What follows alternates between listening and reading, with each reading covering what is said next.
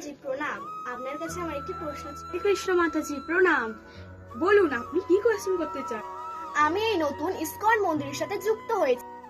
ওখানে 4টি নিয়মের কথা বলা হয়েছে। আমার জানতে ইচ্ছে করছে সেই 4টি নিয়ম কি কি। হ্যাঁ মাতাজি, আপনি খুব সুন্দর একটি প্রশ্ন করেছেন।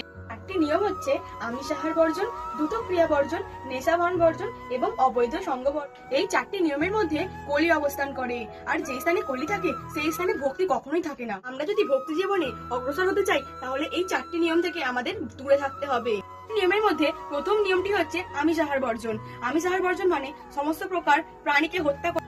দ্বিতীয় নিয়মটি হচ্ছে সমস্ত প্রকার নেশাভান বর্জন, যেমন মদ, গাঁজা, বিড়ি, সিগারেট, এমনকি চা পর্যন্ত বর্জন, কারণ চায়ের মধ্যে থাকে ক্যাফিন আর সেটা নেশার মতনই কাজ করে।